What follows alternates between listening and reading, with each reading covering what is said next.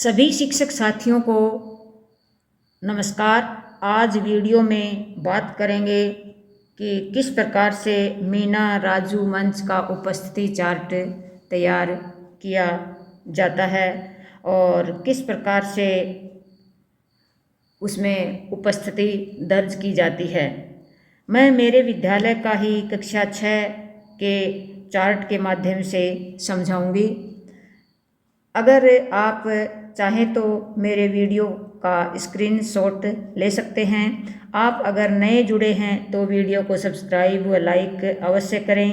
तो चलते हैं कक्षा 6 के चार्ट की ओर।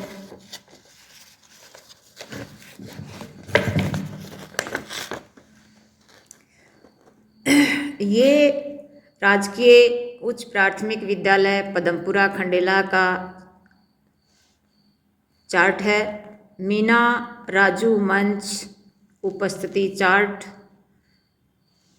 कक्षा 6 2024-25 का अभी करंट ही है। इसमें क्रम संख्या 1 2 3 4 का कॉलम बना लें। जितने भी आपके पास विद्यार्थी हैं क्रम संख्या डालें, फिर छात्र छात्रा का नाम, फिर जितने महीने हैं जुलाई से। हमारा सत्र, ये ध्यान जरूर रखें, हमारा सत्र मई से शुरू होता है। मई, जून, फिर इधर जुलाई। हम शुरू में जुलाई न डालकर मैंने लास्ट में डाला है। आप शुरू में भी डाल सकते हैं कि सत्र मई से जून तक का होता है।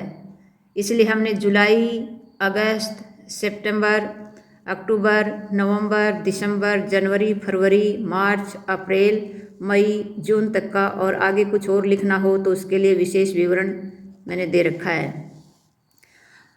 हमारे पास कक्षा 6 में 5 विद्यार्थी हैं। अमन, अब हम अमन का ही देख लें और सभी महीनों में हम वर्किंग डे भी डाल दें। मैंने लिख रखा है वर्किंग डे।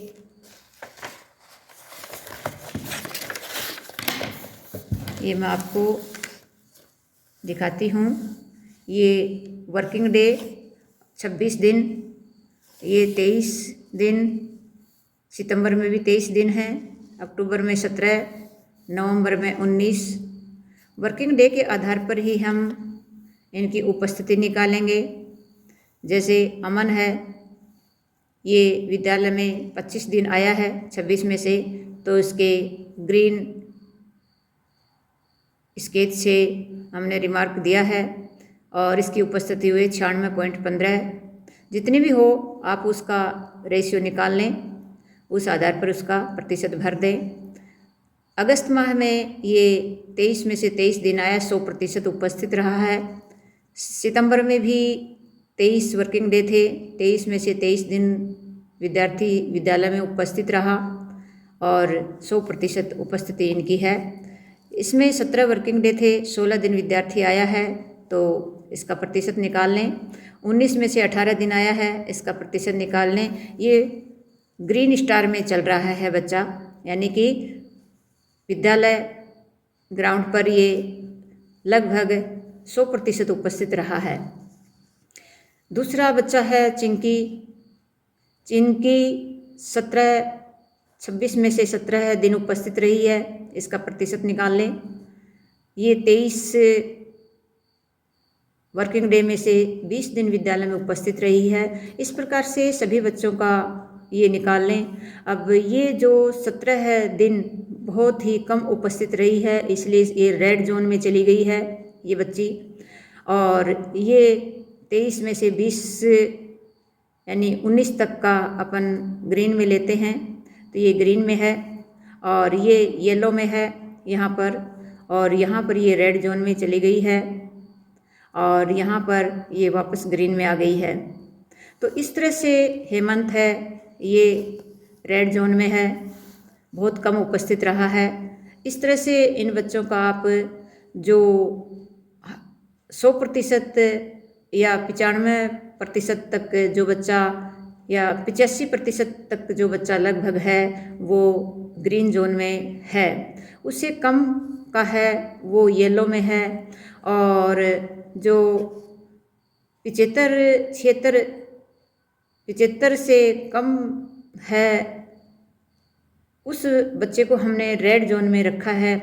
ये बच्चे को मोटिवेशन करने के लिए है। अब जैसे रैंक है ये 0 पर है, क्योंकि ये इस महीने में आया ही नहीं, अनुपस्थित था, ये बच्चा बाहर गया हुआ था, इसलिए विद्यालय में नहीं आ पाया। इस तरह से हमने ये अपना विद्यार्थी उपस्थिति चार्ट बनाया है। और ये बच्चे मई माह में नहीं आए थे, जिसमें 7 वर्किंग डे थे मई में, और मई में सभी बच्चे 5वीं कक्षा की परीक्षा दे करके इनका उपस्थिति नहीं हुई थी, इसलिए बच्चे अनुपस्थित रहे। जून माह है, बच्चों की उपस्थिति होती नहीं है, इसलिए ये 0 में है। इस तरह से बच्चों की उपस्थिति चार्ट आपको बनाना है। मई के अंतिम माह के अंतिम दिन चाहे चार्ट सभी बच्चों को चार्ट भरना पड़ेगा।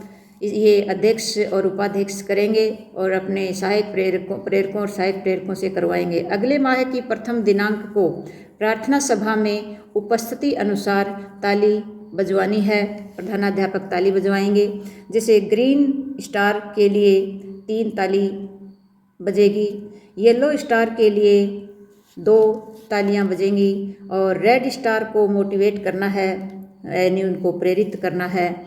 इस तरह से आपको ये उपस्थिति चार्ट बनाना है सभी विद्यार्थियों को।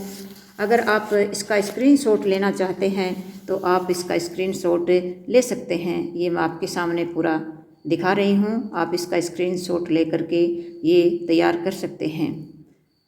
जय हिंद, जय भारत।